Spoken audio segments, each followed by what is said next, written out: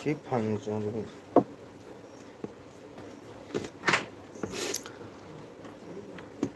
ꯍꯥꯏꯁꯤ ꯃꯌꯥꯝ ꯑꯩ ꯑꯦꯜꯕꯤ ꯄꯨꯗꯨꯅ ꯂꯥꯛꯆꯔꯦ ꯋꯥꯔꯤ ꯋꯥꯇꯥꯏ ꯉꯥꯏꯍꯥꯛ ꯁꯥꯟꯅꯔꯁꯤꯁꯤꯅ ꯃꯌꯥꯝ ꯅꯦꯠ ꯌꯥꯕ꯭ꯔꯥ ꯌꯦꯡꯕꯗ ꯁꯨꯝ ꯇ꯭ꯔꯥꯏ ꯇꯧ ꯌꯥꯏ ꯌꯥꯏ ꯅꯣꯡꯗꯤ ꯌꯥꯝ ꯂꯥꯛꯑꯦ ꯑꯩ ꯆꯥꯛ ꯆꯥꯈꯤꯒꯦ ꯏꯆꯤꯜ ꯏꯅꯥꯎ ꯃꯌꯥꯝ ꯅꯣꯡꯗꯤ ꯌꯥꯝ ꯂꯥꯛꯏ ꯑꯗꯣ ꯌꯥꯕ꯭ꯔꯥ ꯌꯦꯡꯒꯦꯅ ꯇꯧꯕ ꯁꯨꯝ ꯌꯥꯔꯤ ꯌꯥꯔꯤ ꯍꯧꯖꯤꯛꯀꯤ ꯑꯣꯏꯅ ꯏꯆꯤꯜ ꯏꯅꯥꯎ ꯃꯌꯥꯝ ꯉꯥꯏꯍꯥꯛ ꯁꯞꯄꯣꯔꯠ ꯇꯧꯕꯤꯔꯝꯃꯣ ꯑꯣ ꯏꯃꯨꯡꯗ ꯂꯩꯔꯨꯏ ꯃꯣꯏ ꯃꯌꯥꯝꯁꯦ ꯏꯆꯤꯟ ꯏꯅꯥꯎ ꯃꯌꯥꯝ ꯆꯥꯛ ꯆꯥꯈꯤꯒꯦ ꯏꯆꯤꯜ ꯏꯅꯥꯎ ꯃꯌꯥꯝ ꯀꯅꯥꯒꯨꯝꯕ ꯂꯩꯔꯗꯤ ꯁꯞꯄꯣꯔꯠ ꯇꯧꯕꯤꯌꯨ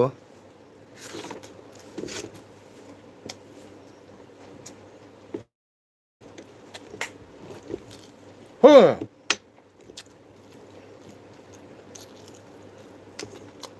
ꯑꯣ ꯇꯥꯗ ꯍꯔꯦ ꯀ꯭ꯔꯤꯁꯅ ꯑꯣꯏ ꯃꯥꯏ ꯄꯦꯝꯃ ꯇꯥꯗ ꯍꯧꯖꯤꯛ ꯀꯥꯏꯗꯅꯣ ꯇꯥꯗ ꯌꯥꯏꯔꯤꯄꯣꯟꯗꯔ ꯀꯥꯏꯗꯅꯣ ꯀꯜꯀꯇꯥꯗ ꯗꯦꯜꯂꯤꯗꯔ ꯕꯦꯡꯒ꯭ꯂꯣꯔꯗꯔꯣ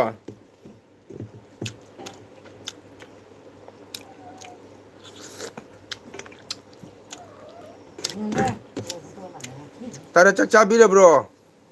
ꯋꯦꯁ ꯕꯦꯡꯒꯣꯜ ꯋꯥꯎ ꯍꯔꯦ ꯀ꯭ꯔꯤꯁꯅ ꯇꯥꯗ ꯍꯔꯦ ꯀ꯭ꯔꯤꯁꯅ ꯂꯥꯏꯛ ꯃꯆꯥ ꯑꯃ ꯇꯧꯕꯤꯔꯝꯃꯣ ꯖꯜꯄꯥꯏꯒꯨꯔꯤꯗꯅꯦ ꯑꯣ ꯍꯧꯖꯤꯛ ꯍꯜꯂꯛꯏꯕ꯭ꯔꯣ ꯅꯠꯇ꯭ꯔꯒꯅ ꯆꯠꯂꯤꯕ꯭ꯔꯥ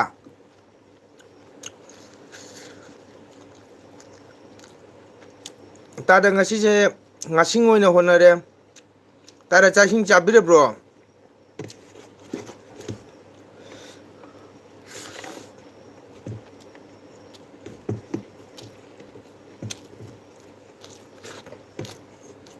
ꯊꯕꯛ ꯇꯧꯕꯅꯣ ꯑꯣ ꯆꯥꯛ ꯏꯁꯤꯡ ꯍꯣꯠꯅꯕꯤꯔꯕꯣ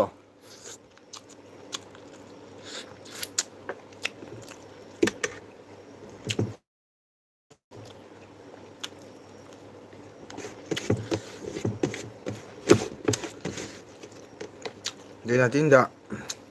ꯗꯥꯔꯖꯤꯂꯤꯡ ꯆꯠꯇꯣꯏꯅꯤ ꯍꯔꯦ ꯀ꯭ꯔꯤꯁꯅ ꯔꯥꯙꯦ ꯔꯥꯙꯦ ꯔꯥꯙꯦ ꯅꯥ ꯌꯦꯛꯇꯅ ꯈꯨꯠꯂꯣꯛ ꯄꯥꯎ ꯌꯧꯕꯤꯔꯣ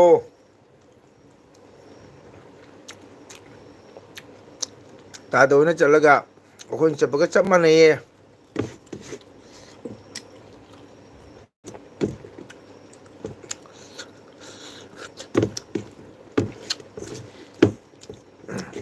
ꯇꯥꯗ ꯀꯩ ꯃꯊꯦꯜ ꯍꯣꯠꯅꯔꯤꯒꯦ ꯂꯥꯛꯑꯣ ꯈꯔ ꯀꯣꯏꯔꯨꯁꯦ ꯂꯥꯛꯑꯣ ꯍꯔꯦ ꯀ꯭ꯔꯤꯁꯅ ꯇꯥꯗ ꯍꯔꯦ ꯀ꯭ꯔꯤꯁꯅ ꯅꯥ ꯌꯦꯛꯇꯕ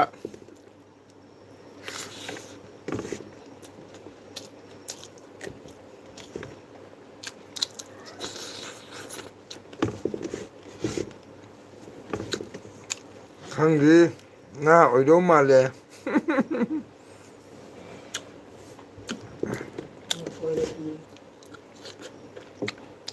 ꯑꯗꯣ ꯀꯅꯥ ꯀꯅꯥ ꯂꯩꯔꯤꯕ ꯍꯧꯖꯤꯛ ꯖꯜꯄꯥꯏꯒꯨꯔꯤ ꯇꯥꯗ ꯃꯇꯣꯝꯇꯔꯥ ꯑꯇꯣꯞꯄ ꯃꯤ ꯌꯥꯎꯔꯤꯕ꯭ꯔꯣ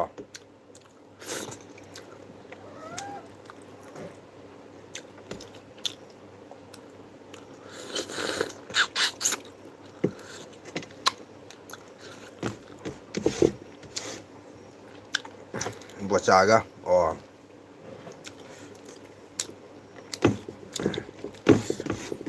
ꯀꯨꯏꯔꯦ ꯏꯆꯤꯟ ꯏꯅꯥꯎ ꯎꯅꯗꯕ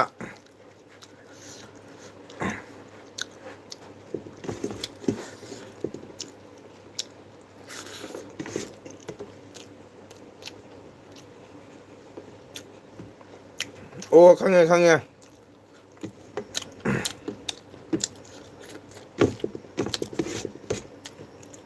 ꯐꯖꯅ ꯆꯠꯊꯕꯤꯌꯨ ꯐꯖꯅ ꯆꯠꯊꯕꯤꯌꯨ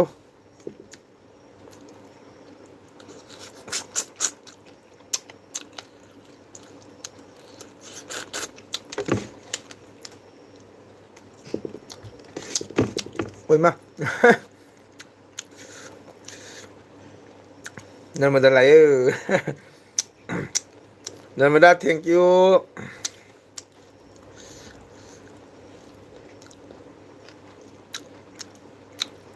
ꯅꯔꯃꯗꯥ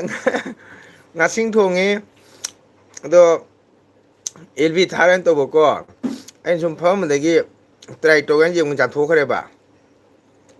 오케이 호너비고 오케이 따다 호너기게 따라서 호너비로 콜록 팔록드나 다징제 조보 비로 파자나 빵톡비로 뭐 따다 하레 키스나 굿나잇 ai ngasai lakani haidudi hoi hoi ꯑꯗꯣ ꯉꯁꯥꯏ ꯊꯥꯁꯤ ꯑꯗꯨꯝ ꯈꯜꯂꯝꯕ ꯈꯟꯕ ꯍꯥꯏꯗꯤ ꯃꯣꯕꯥꯏꯜꯁꯤ ꯕꯦꯔꯥ ꯊꯥꯡꯕ ꯅꯦꯠꯁꯨ ꯅꯨꯡꯉꯥꯏꯇꯕꯅꯦ ꯑꯗꯩꯗꯤ ꯑꯩꯗꯤ ꯆꯥꯛꯁꯤ ꯊꯦꯡ ꯆꯥꯏꯅꯀꯣ ꯑꯗꯨꯒ ꯉꯥꯛꯇꯪ ꯌꯦꯡꯉꯦꯅ ꯌꯥꯊꯣꯛꯈ꯭ꯔꯦꯕ ꯅꯦꯠꯁꯤ ꯅꯣꯡꯁꯨ ꯂꯥꯛꯏꯕ ꯌꯥꯏ ꯌꯥꯊꯣꯛꯈ꯭ꯔꯦ ꯅꯪꯅ ꯆꯥꯛ ꯆꯥꯔꯕꯣ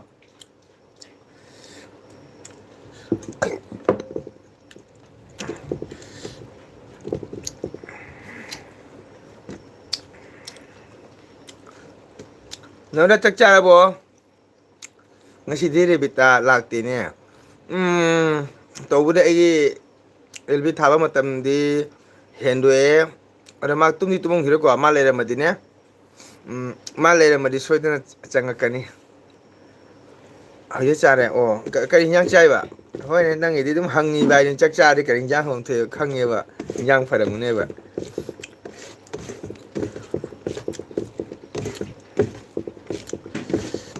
ꯄꯦꯟꯕꯖꯥꯠꯅꯤꯕꯣ ꯅꯥꯃꯗꯥꯕꯣ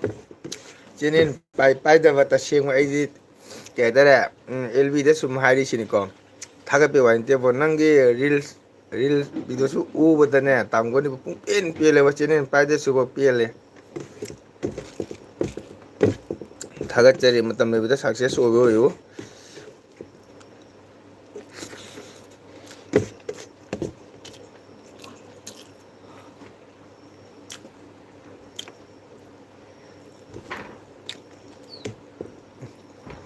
ꯑꯝꯇ ꯍꯥꯞꯄꯣ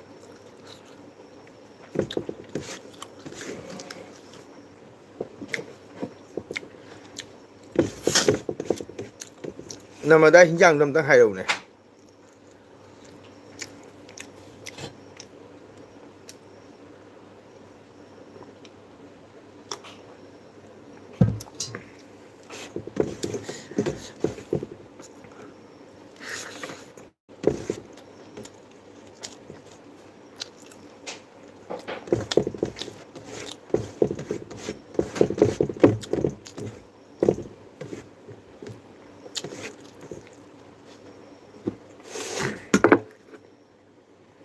ꯃꯍꯤꯗꯣ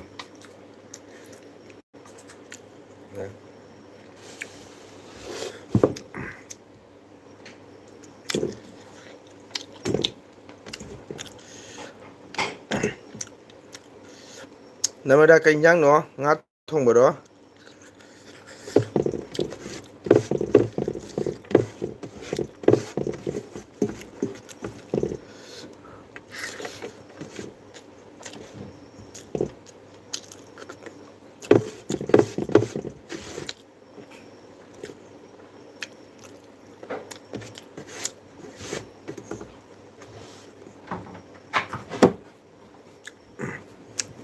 ꯅꯃꯗꯥ ꯀꯔꯤ ꯍꯤꯟꯖꯥꯡꯅꯣ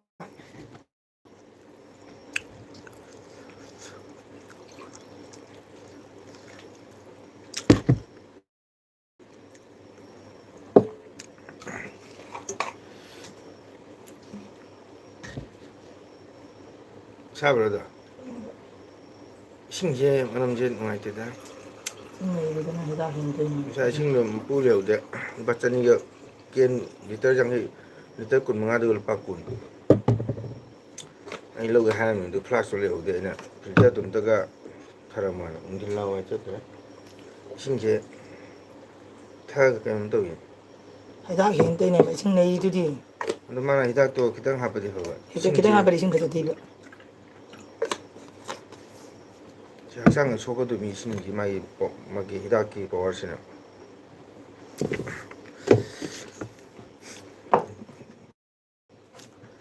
ꯏꯆꯤꯟꯅꯥꯎ ꯃꯌꯥꯝ ꯁꯞꯄꯣꯔꯠ ꯅꯃꯗꯥ ꯀꯣꯟ ꯐꯦꯡꯉꯤꯕꯣ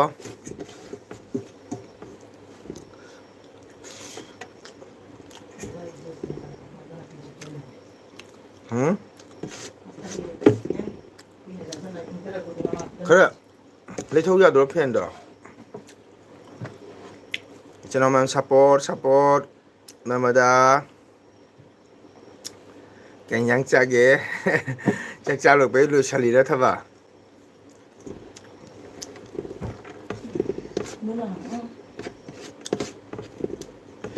ꯑꯩꯒꯤ ꯏꯆꯟꯅꯨꯄꯤ ꯄꯤꯇꯥ ꯂꯥꯛꯇꯦ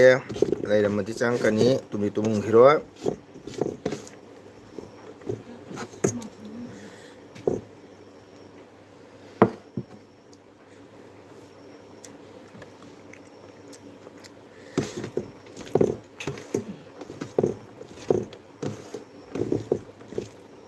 ꯐꯦꯟꯅ ꯈꯔ ꯂꯩꯊꯧꯅꯦ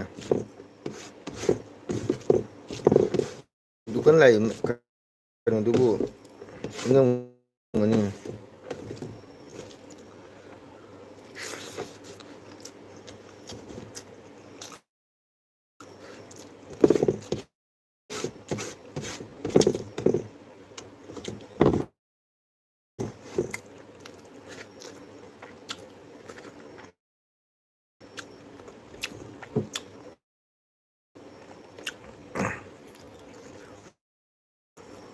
ꯑꯣ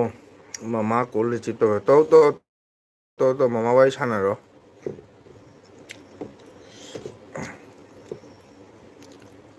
ꯉꯥꯏꯍꯥꯛ ꯂꯩꯔꯒ ꯂꯥꯛꯀꯦꯀꯣ ꯑꯣ ꯍꯣꯏ ꯃꯃꯥ ꯋꯥꯔꯤ ꯁꯥꯟꯅꯔꯣ ꯀꯣꯟꯅ ꯂꯥꯛꯑꯁꯨ ꯌꯥꯏ ꯀꯩꯝ ꯀꯥꯏꯗꯦ ꯇꯥꯃꯣꯅ ꯁꯨꯝ ꯇ꯭ꯔꯥꯏ ꯇꯧꯔꯤꯅꯤ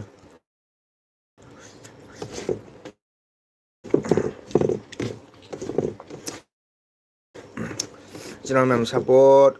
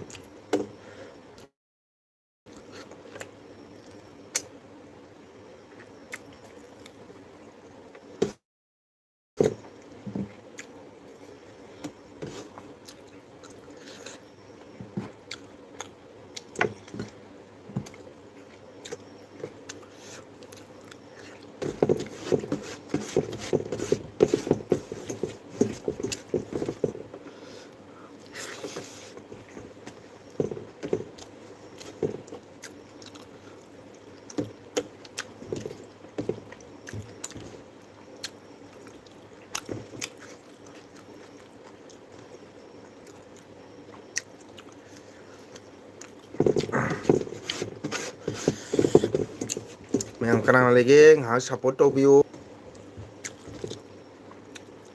ꯌꯥꯔꯤꯉꯩꯁꯤꯗ ꯉꯥꯏꯍꯥꯛ ꯁꯞꯄꯣꯔꯠ ꯇꯧꯕꯤꯌꯨ ꯑꯩꯒꯤ ꯏꯆꯟ ꯔꯦꯕꯤꯇꯥ ꯂꯥꯛꯇꯦ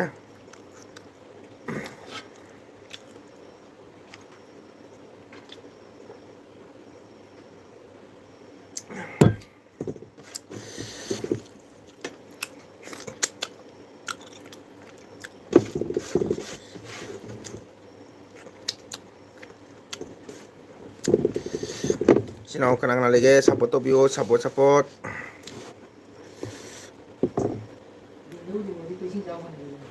ꯍꯥ ꯂꯥꯛꯄ꯭ꯔꯣ ꯑꯣ ꯍꯟꯗꯛ ꯈꯔ ꯐꯤꯕꯝ ꯆꯥꯗꯦ ꯑꯅꯥꯕ ꯑꯍꯨꯝꯅꯤ ꯂꯩꯕ ꯃꯥ ꯋꯥꯔꯦ ꯉꯥꯟ ꯍꯥꯏꯔꯛꯄꯅꯤ ꯃꯇꯩ ꯅꯥ ꯂꯩꯔꯦ ꯃꯀꯨꯕꯣꯛꯁꯨ ꯅꯥ ꯂꯩꯔꯦ ꯃꯄꯥꯁꯨ ꯅꯥ ꯂꯩꯔꯦ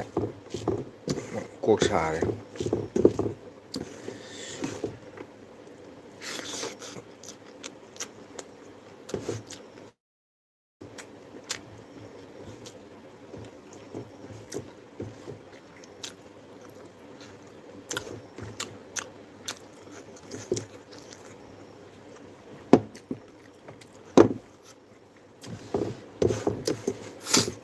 ꯃꯌꯥꯝ ꯁꯞꯄꯣꯔꯠ ꯇꯧꯕꯤꯌꯨ ꯏꯆꯤꯟ ꯏꯅꯥꯎ ꯃꯌꯥꯝ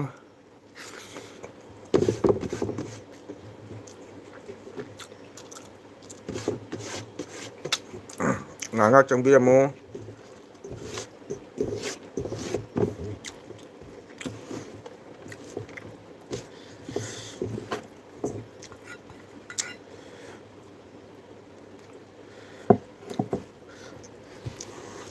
oi bibi ꯂꯥꯛꯑꯦꯍꯦ ꯍꯥꯏ ꯀꯀꯥ ꯑꯌꯥ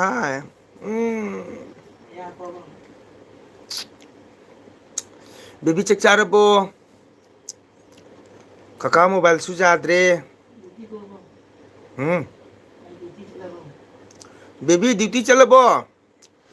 ꯅꯪ ꯗ꯭ꯌꯨꯇꯤ ꯆꯠꯇ꯭ꯔꯗꯤ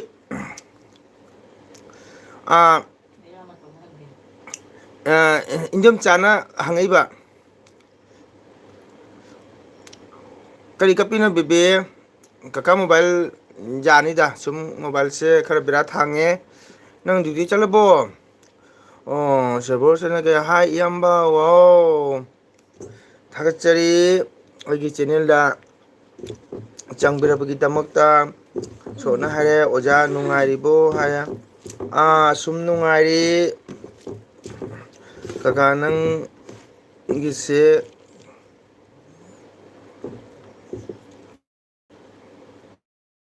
ꯑꯣꯖꯥ ꯅꯪ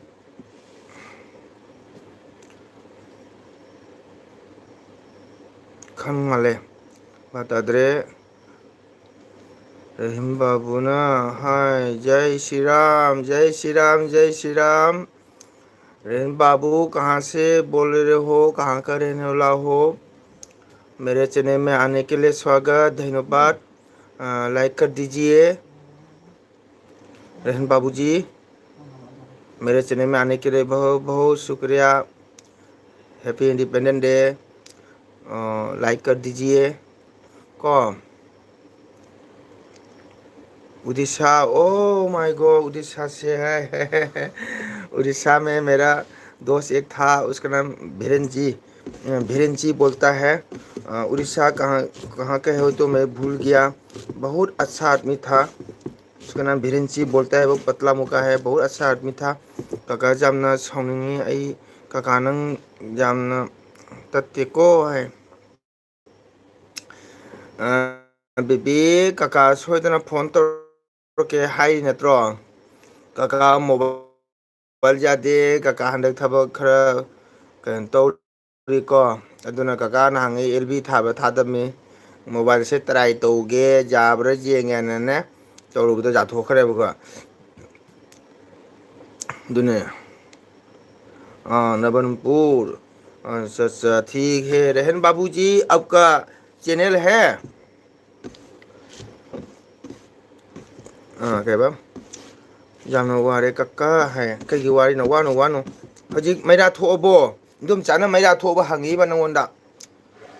कौन सा लैंग्वेज है वो जी रहन बाबू जी वही मैं सिलचर का रहने वाला हूँ मैं मणिपुरी हूँ इसलिए मणिपुरी लैंग्वेज बोल रहा हूँ ठीक है बाबूजी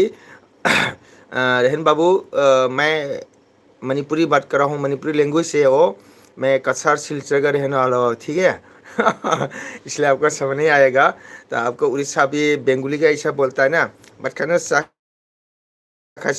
ऐसा बोलता है ना काका फोन पाइदबगी ओ काकादो खितंग फिल्म चादन थांगतबनीको काका सोन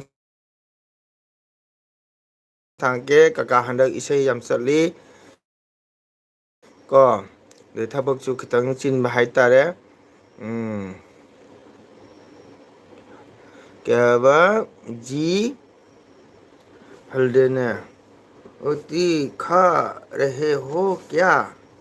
हाँ हाँ खाना खा रही हूँ मैं हाँ हेल्ले जी कहाँ से बोल रहे हो कहाँ का रहने वाला हो मेरे चाहिए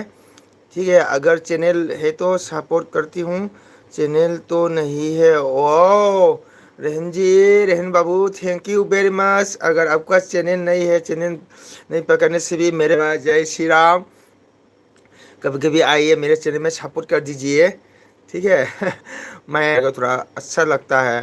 ठीक है इसलिए आपको टाइम वेस्ट करके मेरे चैनल में आकर जो सपोर्ट करा है ना इसके लिए आपको बहुत बहुत शुक्रिया धन्यवाद जारे काकादी खोइदगी पुक चिन पिए बेबे नंग वाहिदुदी हेंजल मले कइनो काका तुम्हारे पुचिन पिकती है नंग काकाबुंग सिने काकाबुंग बिबितो काका खंगे इंदम चांसु हामी बेबी से यम फरमुनी हाइना चांसु मयेक तम चपनीना को अंगांग नुपी याम दो मसा ngamdadane ꯍꯨꯝꯅꯤ ꯃꯔꯤꯅꯤ ꯁꯨꯔꯦ ꯏꯕꯦꯝꯃ ꯅꯪ ꯃꯩꯔꯥ ꯊꯣꯛꯄ꯭ꯔꯣ ꯉꯁꯤ ꯑꯗꯨꯝ ꯆꯥꯅ ꯍꯪꯉꯤ ꯃꯩꯔꯥ ꯊꯣꯛꯄ꯭ꯔꯥ ꯍꯥꯏꯅ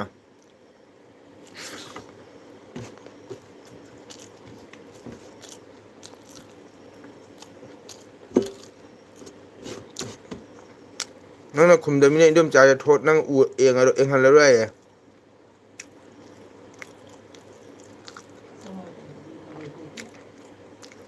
ꯈꯪꯕ꯭ꯔꯥ ꯈꯪꯉꯤ ꯀꯀꯥ ꯂꯣꯏ ꯀꯀꯥꯅ ꯍꯥꯏꯗꯨꯅ ꯀꯀꯥ ꯁꯣꯏꯗꯅ ꯇꯧꯔꯛꯀꯅꯤ ꯅꯪꯉꯣꯟꯗ ꯍꯥꯏꯈꯤꯕ ꯅꯠꯇ꯭ꯔꯣ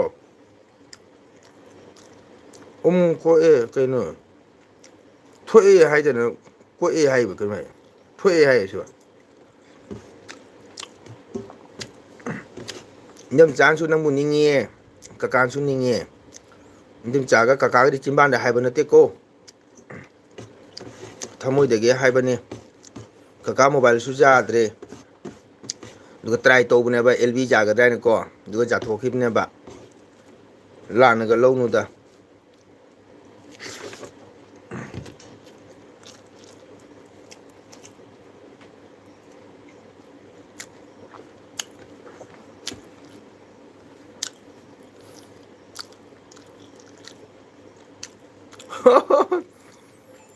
ꯀꯣꯟ ꯇꯔꯀꯥꯔꯤ ꯈꯧꯆꯥ ꯑꯣ ꯃꯁꯔꯤ ꯔꯧ ꯃꯁꯔꯤ ꯈꯥ ꯔꯧ ꯔꯧ ꯃꯁꯔꯤ ꯈꯥ ꯔꯦ ꯍꯣ ꯅꯨꯡꯉꯥꯏꯔꯁꯦ ꯕꯦꯕꯤꯗ ꯑꯝꯇꯪ ꯎꯍꯟꯕꯤꯔꯣꯁꯦ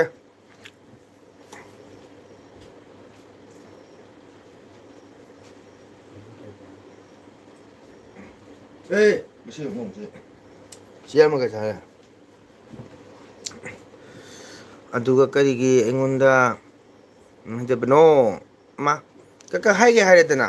उड़ीसा लैंग्वेज हाँ हाँ मेरे को पता है उड़ीसा लैंग्वेज मेरे को पता है मैं बोलने नहीं आता हूँ मेरे दोस्त है ना कभी कभी ऐसे बोलता है मेरे को अब खाना खा लिया रहन जी खाना खा लिया बेबी इनम चला ऐसे नंग जामना सावरे करिगिनो ककान हायना कका हंदक थबक खितंग कनो खुदुंग चादन तौबनी कका मोबाइल सुबेरा थांबा को इनम चला ऐसे नंग इनम चा ला ऐसे साव फनबा इनम चाय कछु खो नोला लाना खंदेने नंग लुसुइना लुन तौर मिंदम चानसु बेबी दो आइना अखोइना खितंग हाय थबक बेबी उरबा कका हंदक जगह थबक से खरा चिल्ले कका हंदक थबक खितंग खुदुंग चादबा अदि मोबाइल सुबेरा थांबदोना जैसे इनम चला ऐसे ꯁꯨꯃꯥꯏꯅ ꯇꯧꯕꯅ ꯅꯨꯡꯉꯥꯏꯇꯦꯅꯦ ꯚꯤꯗꯤꯑꯣ ꯀꯣꯜ ꯇꯧꯔꯒꯅ ꯋꯥꯔꯤ ꯁꯥꯟꯅꯕꯗ ꯅꯨꯡꯉꯥꯏꯅꯤ ꯁꯛ ꯎꯅꯗꯕꯁꯦ ꯅꯨꯡꯉꯥꯏꯇꯦꯕ ꯅꯣꯏꯅ ꯎꯔꯦ ꯑꯩꯈꯣꯏꯅꯗꯤ ꯎꯗꯕꯅꯤꯅ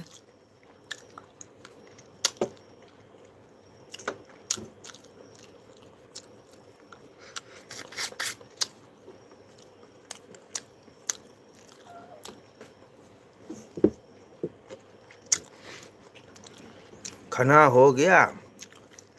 हाँ होने वाला है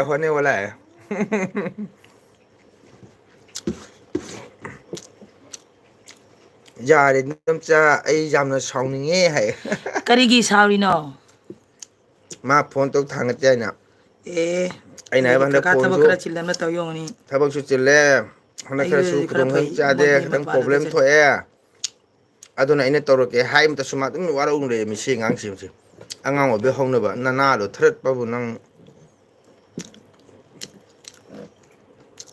ꯅꯪ ꯁꯥꯎ ꯐꯅꯕꯅꯤ ꯏꯟꯗꯣꯝꯆꯥ ꯄꯨꯊꯣꯔꯛꯏꯁꯦ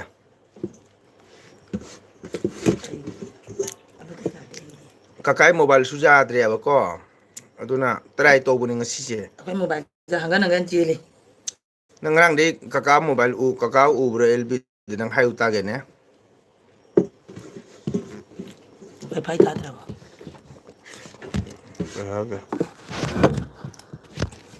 ꯌꯥꯗꯦ ꯑꯩꯒꯤ ꯃꯥꯏ ꯃꯥꯅꯤꯅ ꯅꯣꯏꯅꯤꯅ ꯑꯩꯉꯣꯟꯗ ꯈꯥꯏꯔꯤꯗꯣ ꯀꯔꯤ ꯈꯥꯏꯔꯤꯕ ꯍꯣꯏ ꯅꯪꯅꯦ ꯄꯨꯛꯆꯦꯟꯗꯣ ꯁꯦꯡꯉꯨ ꯅꯪ ꯑꯉꯥꯡ ꯑꯉꯥꯡ ꯄꯤꯇ꯭ꯔꯨ ꯁꯕꯨꯗꯤꯅꯥ ꯂꯥꯏꯞ ꯑꯧꯆꯀꯤ ꯁꯕꯨꯗꯤꯅꯥ ꯂꯥꯏꯞ ꯑꯁꯨꯆꯀꯤ ꯀꯔꯝꯕ ꯃꯔꯣꯅꯣ ꯈꯪꯗ꯭ꯔꯦ ꯑꯗꯨꯗꯤ ꯀꯩꯅꯣꯅꯤ ꯎꯔꯤꯁꯥ ꯃꯔꯣꯟ ꯈꯪꯖꯗ꯭ꯔꯦ ꯑꯗꯨꯗꯤ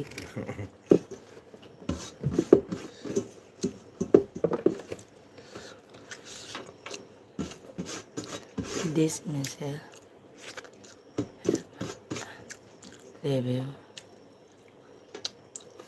야돼 더 야더 어묵해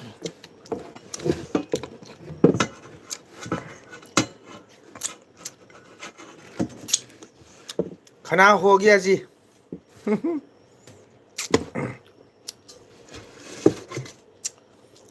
बीबी मेरा मफम draw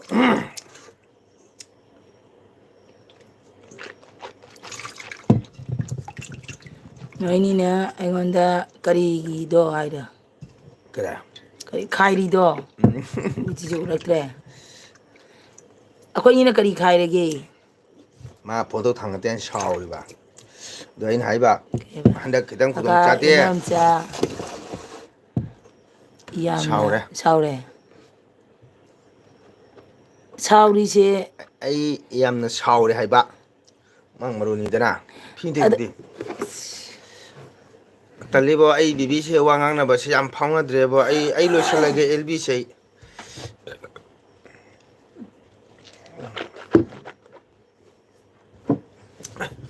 ai na hare na onda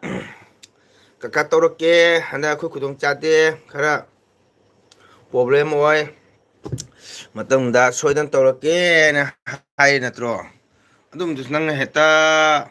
saugale ko nang 아이기 너버 피레케 라이브 때리 누가이트레 돈이 라에 돈이 아들이 좀 많이 사나 보다 좀 자식을 해도 돈이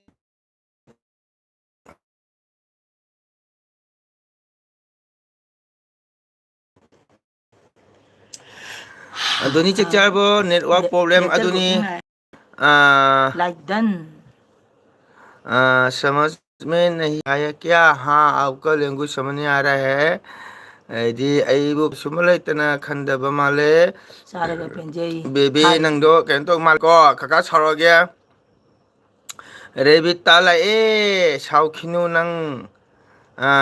सुगतकनु नंग मिगी वारिदा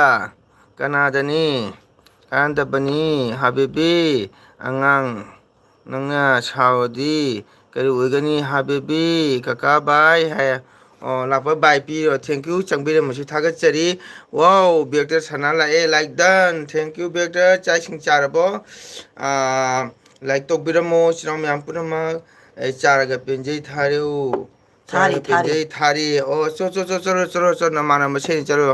आइना निपानी काकानी ना वाई सुनु ngai roi इते पेंजे रे सपोर्ट तो बिउरो अदगदि ओ आइगी ओझा लाए जय कृष्णा ओझा हरे कृष्णा ओझा चाय सिंग चाबिर ब्रोजा शादी का कहा है रे दोनी काय खा देगंदे लिए चादरी काका थोड़ा गुण लगता बा अखो जा चासिंग चार बोजा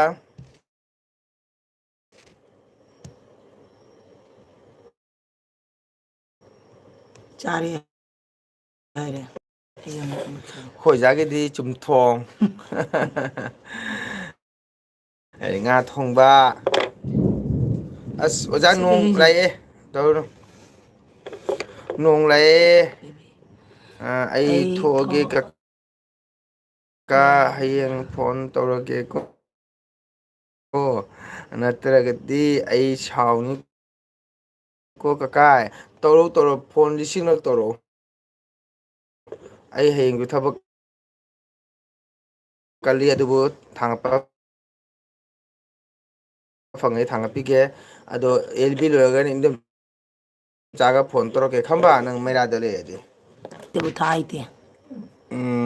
ai thoge kaka cái mera chali bo doni cái nang chai हजिक तो रो हुआ है मी ha हजिक तो रो हुआ है जी hojik toro haira o na ko lb loraga matam sin tong phan gi ge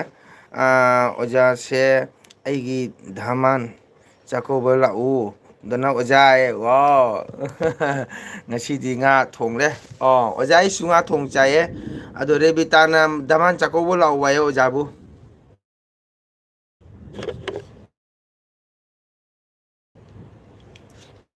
이제는 꼭 보면 있는 데나 크라포위 igi dhaman chakoba la u dana oja hari e Damando kari lamgino. Lại Laidan. lại đơn hay là Hmm. ado doni cái nhang cha ni KFC cha dura pizza cha dura Domino's cha dura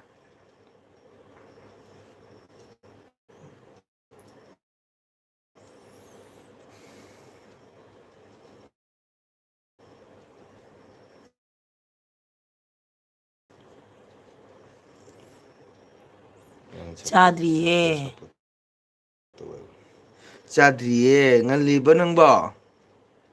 pung kya da duty halake ngasi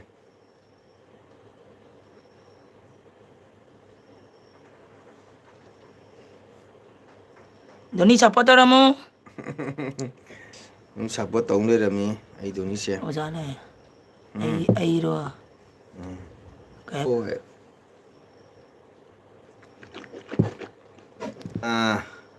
Ini napsan le mi che utak de.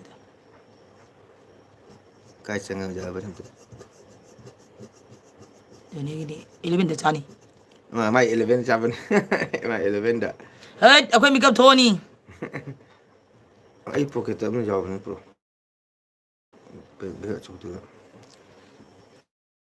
LGB na kaka live siang di ngay bên này adum kaya ba adu tumin nghe tumage sorry kaka okay LGB tumo good night kaka gitu like to mo ko ai ro cây mathil charage kaka nga thong chai chare doni Ai sit so am ko lebi pisi tana ke. hoi ja mathil tang tawgani waru binu ja hoi amatang tawbudo phajan taw lisa win tawro ko lisa Panga. lisa ga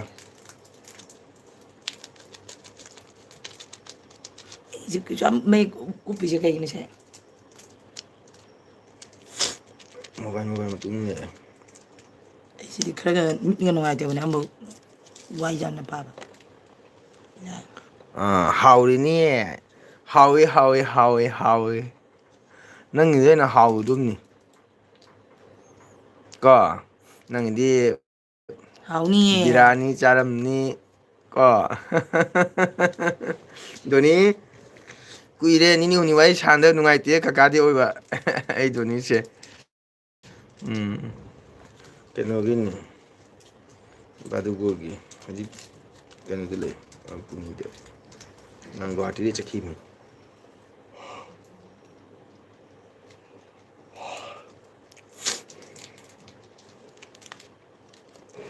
hay hay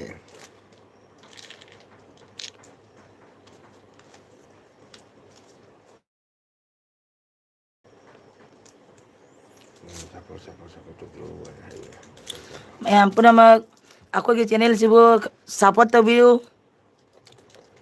ngasidi kakaga dojaga punga ure jori na ha jori thank you like mo leiradi lairaba nachan Laira ba na chan orubana. Soy kiba. soke oina Chokia ai mi. sokia oina langjerage oja nunga binu wow hoida sokia ra phukia ra nang na pa me he to sana akhoi sumjai love you kaka welcome thank you jori kanyang chai like to bidamo mayam support to view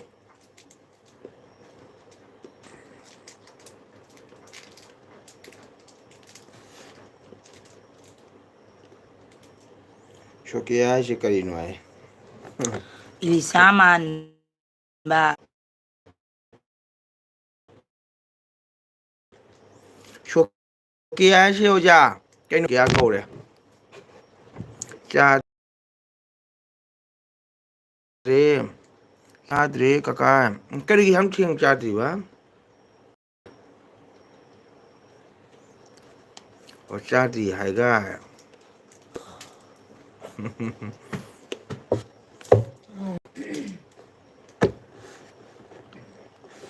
Doni ngasi pun kada halaknya oh ngasi di 15 Agusnya duty lebra le ramba jai.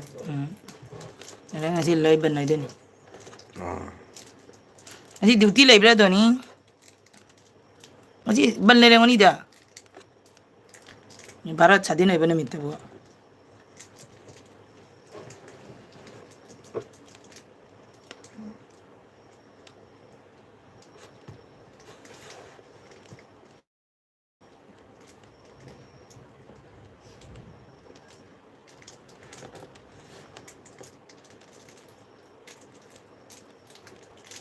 데비타 토크러보.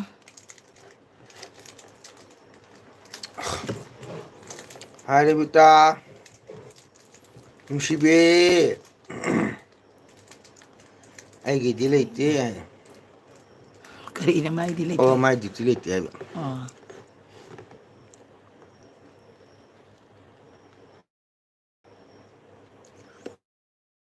Oh, lari pabal uraga chani good. Adu ni dra. Kakaga inda chaga.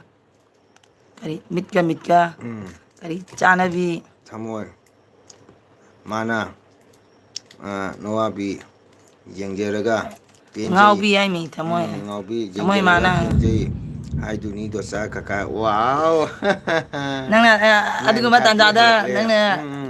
hayhaurage ngai mine. 9:30 da halagla. Hoi, mapan chai halabani. 9:30. Bye bye Thamo, good night, good night. Aigi nusiba cha jori. Good night.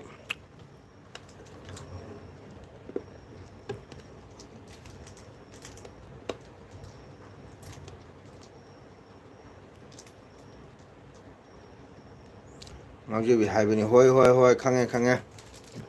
Ngaujebi haibani. Nangdi ngaudra ne. Nah, saya kali ini Good night. Juri, good night.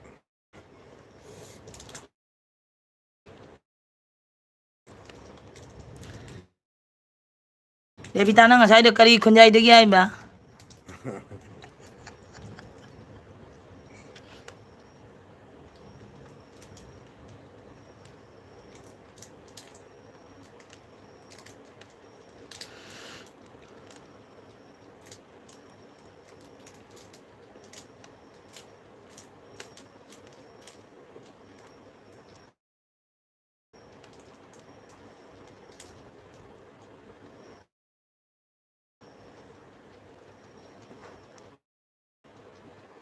Ini anda like tauba to. Udah magne. Ai khangi torong ma hana ka. Wana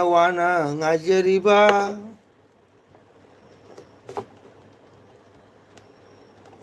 Ngai beda wajabi. Life kayam kuire thaba kaka. Kuidrine doni 42 minute chaline. Keba kulang. Kuina di thararoi nung yamna laine. Khangbara. Kunung kunjai degi ni hai bani. Dosa. Hay ya pun. Mana thar to nung phono da. Manong tare. Nung chure. Elbi jararo ne chakrani doni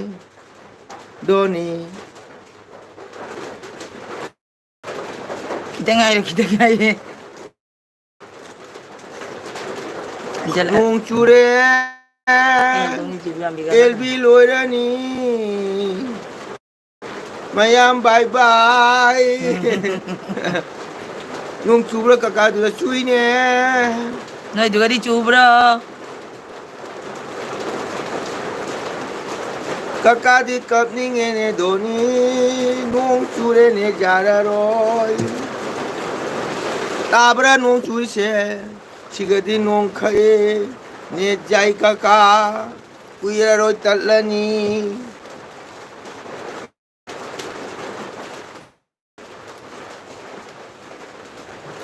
Igaro boteng jauh deh. 11 jauh tu jawab kira tu teng jauh jauh dia tu.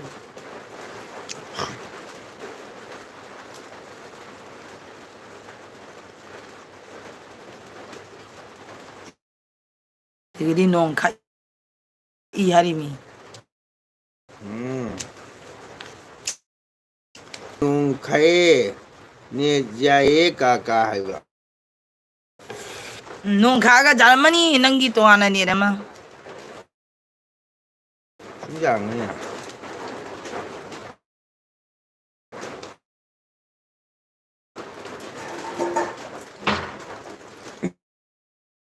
ये थोड़ा ही बचा नहीं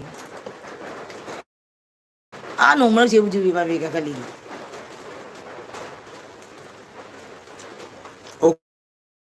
Goodbye, good night,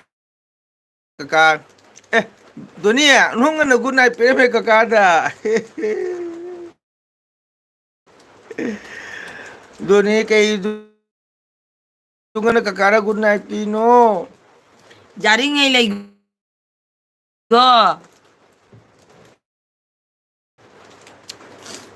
Dunia. Jai ni dosa hai. Oh, ja bro. ओ जारी नहीं लगी कोई जारी नहीं लगी Dunia.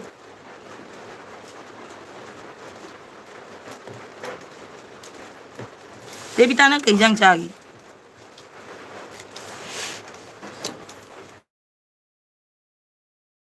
Kande rebita kawa hai. Nangi phabum thopa lo kya ahum na marida. Nang Dubai nang Navadip chakera Bindabon koigera Delhi koigera Bombay koigera Kolkata koigera Odisha koigera Nepal koigera Burma koigera Delhi chakera Loin koihengani nang na thole banunga tari lao network problem kaka kolbi raga अखोगी दुनिया रे network problem oye kaka ba ओइले काका की है दशा से काकाना बस jengan रखी नहीं आई ने kaya ba दशा चुम्बरो आई बा dosa se kaka na buruk lini haine dosa chumbro kari haine मसक जिंगन देना पुरे नहीं हाई रखे नम हाई नहीं माई hoi nang uhubuni nang tahawuni na bimma आई एंगा मदिला भी गदरो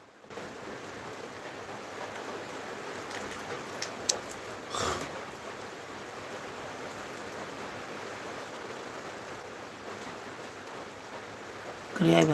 dosa sogi thongba aiba 와 응당다 저그리 짜오 아잉 니나가 짜오 kisan lai brother sanang kore kaw hore mobile su ja da ba ngatang try to ra tho khare lb se kisan nang operation to bol ore kaisu tho akai so jaw de ko pare pe na ek tana jaw tana kituna phadana shogi thawan de gi jawro कई percent दो रो करी कमाई तो ना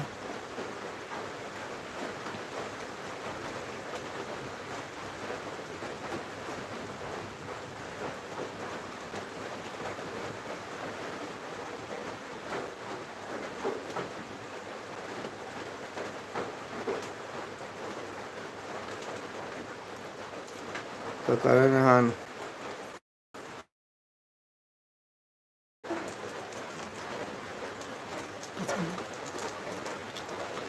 나한 디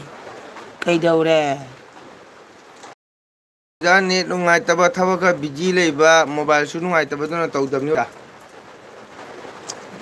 arang photo bani ai suwa run badu jam waraba o phara ka su tawge khalami ka su chonuga chathoga chasinga khara handak che problem ga thoye na baga jepaga soybean हारी मी है torok tare ये बिता से soybean high बनी dageba soyabin hai bani ai soyabin chati he dosa I Sucha they sarupudi tumge tummaga chage dosa तुम मग तोगे आयो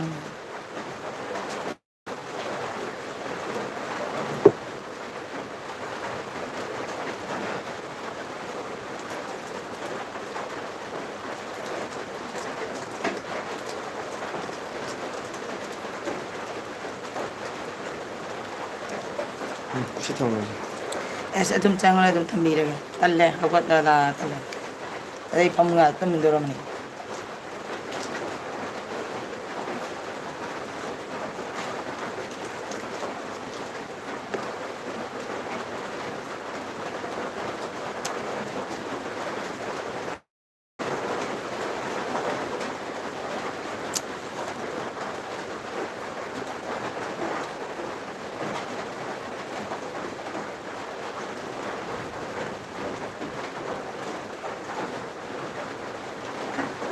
ꯑꯩꯒ ꯆꯞ ꯃꯥꯟꯅꯩ ꯅꯪꯁꯨ ꯁꯣꯌꯥꯕꯤꯟ ꯆꯥꯗꯦ ꯑꯩꯁꯨ ꯆꯥꯗꯦ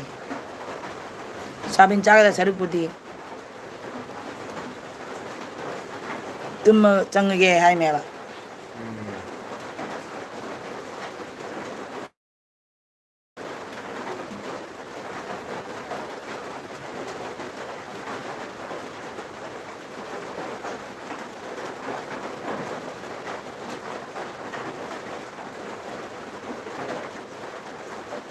ꯒꯥꯔꯗꯤ ꯇꯥꯔꯦ ꯒꯥꯔꯤ ꯇꯥꯔꯦ ꯑꯩ ꯃꯤꯅꯤꯠ 30 ꯉꯥꯏꯍꯜꯂꯨ ꯑꯗꯨꯒ ꯁꯣꯝꯗ ꯄꯨꯡ ꯆꯪ ꯃꯤꯅꯤꯠ ꯑꯃ ꯋꯥꯠꯂꯤ ꯑꯣꯀꯦ ꯑꯗꯨ ꯁꯔꯨꯛꯄꯨꯗꯤ ꯇꯨꯝꯕ ꯆꯪꯒꯦ ꯗꯣ ꯍꯥꯏꯅꯦ ꯁꯣꯌꯥꯕꯤꯟ ꯆꯥꯗꯦ ꯍꯥꯏꯕꯅꯤ ꯊꯨꯝꯒ ꯆꯥꯒꯦ ꯍꯥꯏꯕꯅꯤ ꯍꯤꯔꯣꯅꯤ ꯀꯀꯥ ꯗꯣꯆꯥ ꯅꯕꯥꯅꯤ ꯀꯣꯃꯦꯟ ꯐꯖꯅ ꯄꯥꯎꯋꯦ ꯀꯥꯁꯨ ꯏꯅꯤꯡꯉꯃꯤꯅ ꯒ꯭ꯌꯥꯟ ꯃꯦꯟ ꯇꯥꯗ꯭ꯔꯦ ꯗꯣꯆꯥ ꯍꯥꯏꯕ ꯏꯁꯤꯡ ꯍꯩꯖꯤꯜꯂꯒ ꯊꯨꯝ ꯍꯩꯖꯤꯜꯂꯒ ꯆꯥꯔꯣ ꯑꯗꯨꯅ ꯐꯩ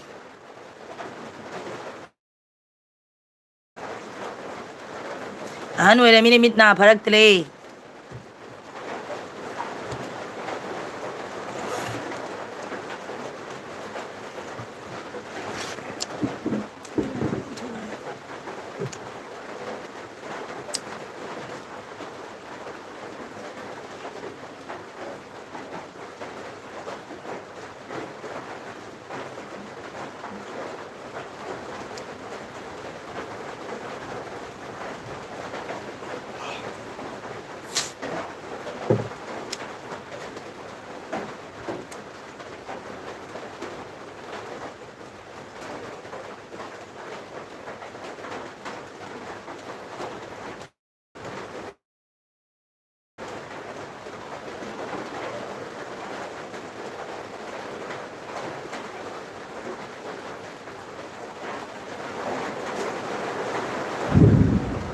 ꯋꯥꯎ ꯅꯣꯡ ꯒꯨꯔꯨꯡ ꯒꯨꯔꯨꯡ ꯂꯥꯛꯑꯦ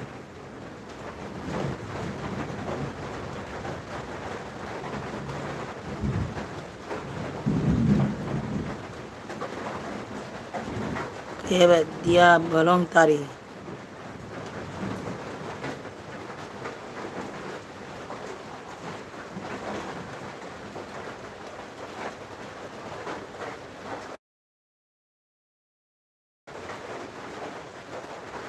ꯀꯔꯤ ꯍꯥꯏꯅꯣ ꯒ꯭ꯌꯥꯟ ꯇꯥꯍꯟꯗ꯭ꯔꯦ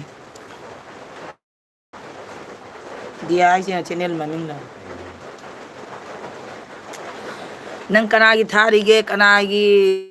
ꯊꯥꯔꯤ ꯊꯥꯗꯦ ꯍꯥꯏꯁꯦ ꯅꯪ ꯄꯨꯝꯅꯃꯛꯁꯦ ꯅꯪ ꯍꯦꯛꯇ ꯌꯦꯡꯕꯅꯤꯅꯦ ꯉꯁꯥꯏ ꯀꯔꯤ ꯆꯥꯔꯒ ꯄꯦꯟꯖꯩꯁꯨ ꯊꯥꯔꯦ ꯍꯥꯏꯗꯥꯏ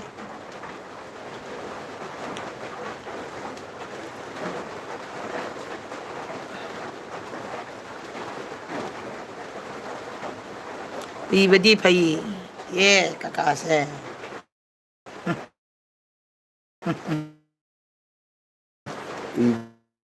ꯏꯕꯗꯤ ꯐꯩꯌꯦ ꯀꯀꯥ ꯅꯣꯏꯗꯤ ꯀꯣꯃꯦꯟꯗ ꯖꯥꯡ ꯖꯥꯡ ꯏꯔꯛꯇꯦ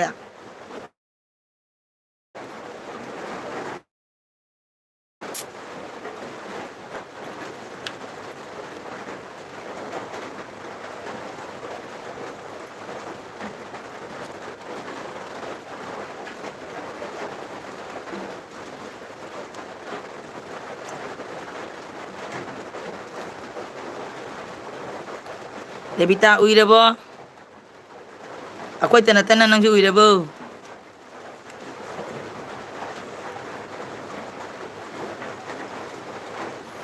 ꯅꯪ ꯆꯥꯔ ꯄꯦꯟꯖꯩꯒ ꯗꯤꯌꯥ ꯕ꯭ꯂꯣꯛ ꯆꯪ ꯑꯗꯨꯝ ꯂꯩꯌꯦ ꯂꯣꯏꯅ ꯇꯧꯅ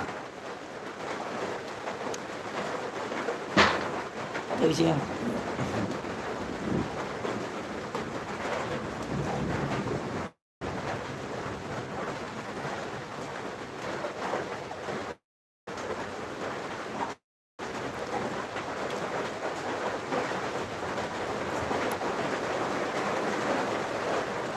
ꯈꯔ ꯈꯔ ꯂꯣꯏꯅ ꯃꯤ ꯄꯨꯝꯅꯃꯛ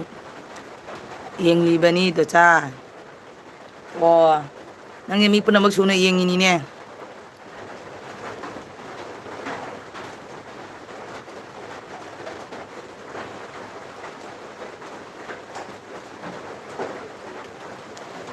ꯅꯪ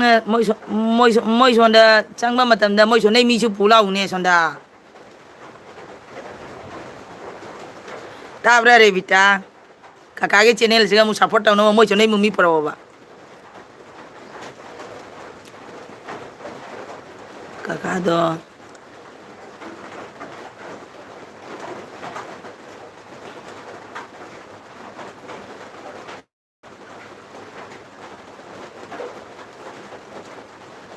ꯀꯀꯥꯗꯣ ꯉꯥꯛ ꯄꯣꯀꯦꯠ ꯊꯝꯂꯝꯒꯅꯤ ꯍꯥꯏꯅ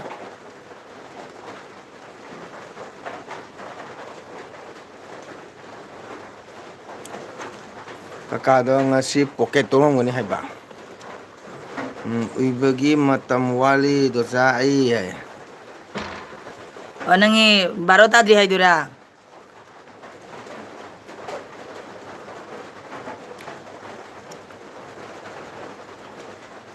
ꯅꯪ ꯍꯥꯏ ꯍꯦꯜꯂꯣ ꯋꯥꯠꯂꯤꯕꯣ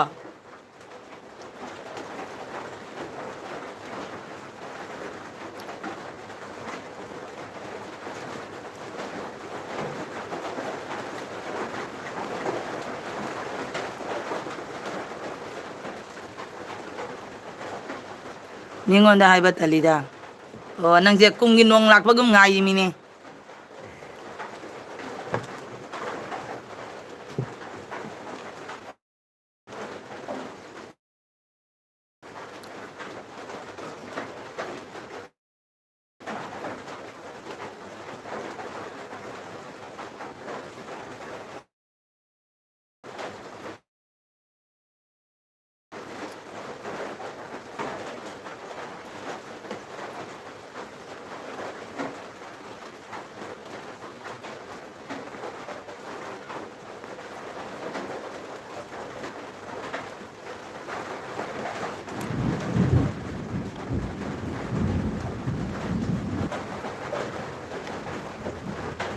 ꯃꯤꯉꯣꯟꯗ ꯍꯥꯏꯕ ꯇꯜꯂꯤꯗꯥꯏ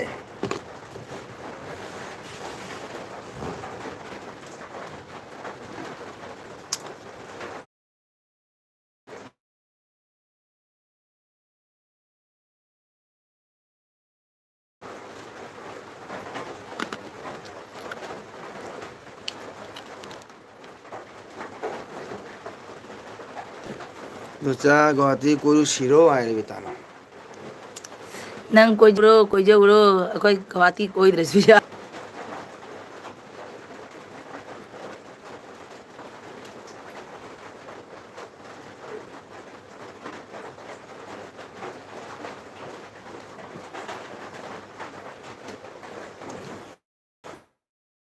ꯑꯣꯀꯦ ꯃꯌꯥꯝ ꯄꯨꯝꯅꯃꯛ ꯑꯩ ꯕꯥꯏ ꯑꯣꯏꯔꯒꯦ ꯅꯦꯠꯁꯨ ꯅꯨꯡꯉꯥꯏꯇ꯭ꯔꯦ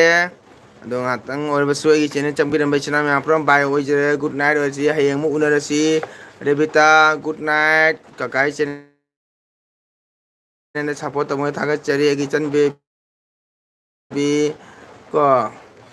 ꯏꯆꯤꯟ ꯏꯅꯥꯎ ꯃꯌꯥꯝ ꯄꯨꯝꯅꯃꯛꯄꯨ ꯍꯌꯦꯡ ꯊꯥꯒꯠꯆꯔꯤ ꯀꯩꯕ ꯑꯗꯣ ꯍꯌꯦꯡ ꯑꯃꯨꯛ ꯎꯅꯔꯁꯤ ꯀꯔꯤꯁꯨ ꯗꯣꯟꯆꯥ ꯍꯥꯏꯅꯣꯅꯦ ꯀꯣꯏꯔꯨꯁꯤ ꯗꯣꯆꯥ ꯍꯣꯏ ꯀꯣꯏꯔꯨꯁꯤ ꯍꯣꯏ ꯀꯣꯏꯔꯨꯁꯤ ꯉꯁꯤꯒꯤꯗꯤ ꯑꯩ ꯒꯨꯗ ꯅꯥꯏꯠ ꯑꯣꯏꯔꯒꯦ ꯏꯆꯤꯟ ꯏꯅꯥꯎ ꯃꯌꯥꯝ ꯅꯦꯠꯁꯨ ꯅꯨꯡꯉꯥꯏꯇꯦ ꯁꯤ ꯊꯝꯖꯤꯜꯂꯨꯔꯣ ꯆꯣ ꯑꯗꯣ ꯍꯌꯦꯡ ꯑꯃꯨꯛ ꯎꯅꯔꯁꯤ ꯁꯤ ꯅꯥꯏꯔꯛꯇ꯭ꯔꯗꯤ ꯑꯗ ꯑꯩ ꯃꯣꯕꯥꯏꯜꯁꯤꯅ ꯈꯤꯇꯪ ꯄ꯭ꯔꯣꯕ꯭ꯂꯦꯝ ꯑꯣꯏꯕꯅꯤꯅꯀꯣ ꯑꯩ ꯃꯇꯝ ꯆꯥꯅ ꯀꯩꯅꯣ ꯇꯧꯕ ꯉꯝꯗ꯭ꯔꯦ ꯏꯆꯤꯟ ꯏꯅꯥꯎ ꯃꯌꯥꯝ ꯒꯨꯗ ꯅꯥꯏꯠ ꯅꯥꯎꯕꯤꯆꯥ ꯂꯥꯛꯑꯣ ꯅꯣꯡ ꯇꯥꯕ꯭ꯔꯣ ꯂꯥꯎ ꯂꯥꯎ ꯂꯥꯎ